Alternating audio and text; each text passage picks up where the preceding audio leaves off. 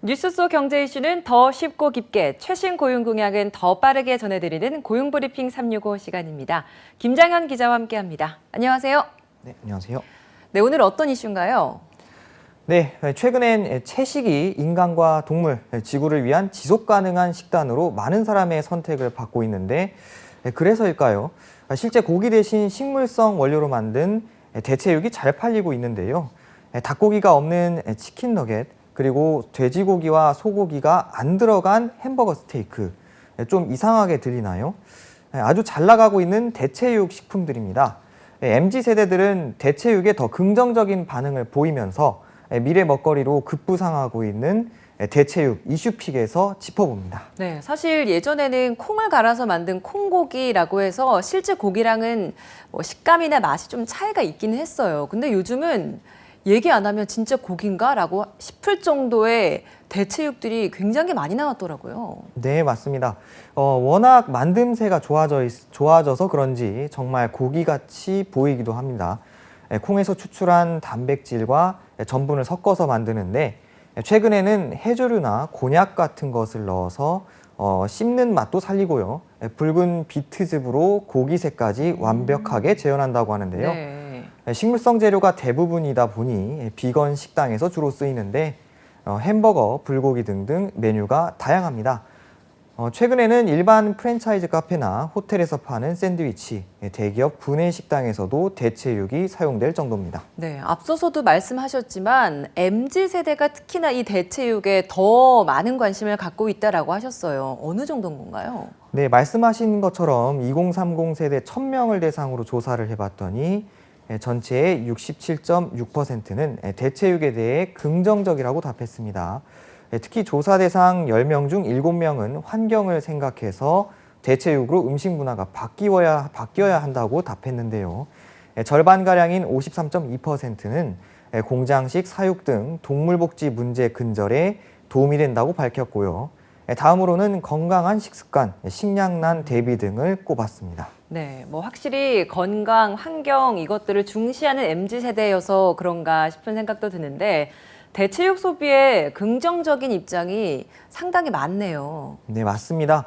전 세계적으로 환경과 건강, 동물 복지에 대한 관심이 커지는 것도 이유지만요. 그 이면에는 의미 있는 소비를 추구하는 MZ세대의 특성이 크게 자리하고 있습니다. 미닝 아웃은 신념을 의미하는 미닝과 커밍아웃을 더한 말인데요.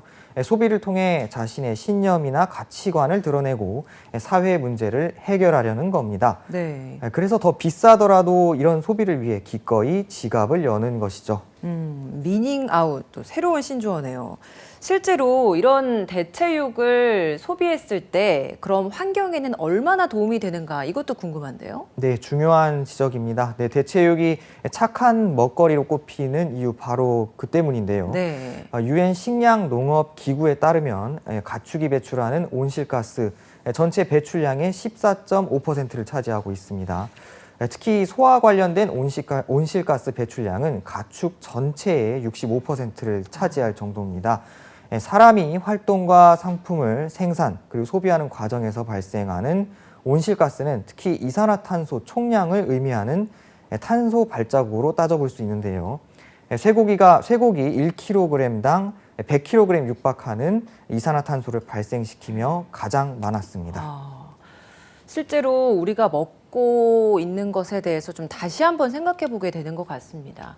해외에서도 이 대체육에 대한 관심이 굉장히 크다고 들었어요. 어느 정도인가요? 네, 말씀하신 것처럼 전 세계 대체육 시장은 지난해 규모가 6조 5천억 원 정도였고요. 내년에는 8조 3천억 원까지 성장할 것이란 예상이 나옵니다. 올해 글로벌 최대의 소비자 전자제품 CES에서 올해 5대 기술 트렌드가 발표됐는데요. 그중 하나가 바로 푸드테크가 꼽혔습니다. 푸드테크란 식품 산업과 4차 산업혁명의 주요 기술이 접목된 푸드 비즈니스를 말하는데요. 대체육 산업 역시 여기에 포함됩니다. 2040년에는 대체육이 전체 육류 시장의 60% 이상을 차지하면서 새로운 기준이 될 것이라는 전망도 나옵니다. 네, 뭐 요즘 보니까 물론 편의점에서도 이 대체육 식품이 팔더라고요. 그리고 앞서서도 말씀해 주셨듯이 레스토랑, 뭐 구내식당에서까지 이 대체육을 제공을 하고 있다라고 할 정도라서 어느 정도는 이제 대체육이 우리나라에서도 많이 알려진 상황인데 해외를 말씀해 주셨으니까 해외와 비교하면 아직까지는 국내 시장이 그렇게 크지는 않은 것 같아요. 네, 맞습니다. 일단 한국의 대체육 시장 규모는 지난해 155억 원 정도로 이제 조금씩 성장해 나가는 단계인데요. 우리나라도 채식 인구가 계속해서 늘고 있는 것이 일단 긍정적인 요소로 꼽힙니다. 한국채식연합이 발표한 바로는 지난 2008년 15만 명 수준이었던 국내 채식 인구는 올해 250만 명 정도로 급증했는데요. 여기에 건강과 환경을 위해 좀 더 많은 메뉴의 선택지를 갖고 싶어하는 소비자들도 계속 늘고 있는 만큼 앞으로 큰 잠재력을 갖고 있는 시장입니다. 네, 소비자들이 관심을 기울이는 곳에 기업도 관심을 가질 수밖에 없겠죠. 기업들도 이 시장에 많이 뛰어들 것 같은데요. 네, 맞습니다. 불과 3년 전만 해도 몇몇 대기업만 대체육 브랜드를 출시했었는데요. 전통적인 식품 기업들도 지난해부터 본격적으로 대체육 시장에 뛰어들고 있습니다. 이제는 한 발 더 나아가 업계 최초 비건 레스토랑까지 준비하는 기업까지 생겨났는데요. 여기에는 환경, 그리고 사회적 책임, 지배구조를 뜻하는 ESG 경영 실천에 앞장서야 하는 국내 식품 업계들의 환경적인 요소도 크게 작용하는 만큼 대체육 시장에 대한 기업들의 발걸음은 앞으로 더 분주해질 것으로 보입니다. 네, 대체육 시장이 발전하는 건 좋습니다만 기존의 축산업자들 또한 불안해질 수밖에 없는 그런 또 상황일 것 같아요. 네, 말씀하신 것처럼 이제 축산업계에는 긴장감이 클 수밖에 없는 건데요. 대체육 시장도 커지는 데다 온실가스 배출 주범으로 몰리는 상황도 현재 불편한 상황이기 그쵸. 때문인데요. 네. 그래서 축산업계는 최근 정부에 대체육이나 대체 유제품에 고기 표현을 쓰는 것을 금지해야 한다고 요구하기도 했습니다. 또 축산업계에서는 대체육 제품이 일반 축산물보다 환경과 건강에 더 좋다는 인식에도 반론을 제기하며 견제를 본격화하고 있는데요. 전문가들은 축산업계와의 새로운 관계 정립이 필요한 시점이라고 조언합니다. 대체육 시장이 이미 활성화되어 있는 해외에서도 이런 절차는 거쳐졌을 것 같아요. 해외는 어떻게 대처했나요?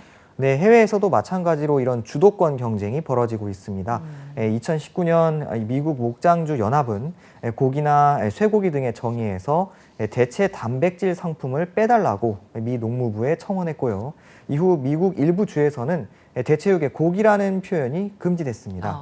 우리나라도 식약처가 대체 단백질 식품 정의를 구분하는 방안을 들여다보고 있습니다. 네. 건강도 챙기고 환경도 챙기는 대체육의 증가로 선택의 폭이 더 커졌는데요.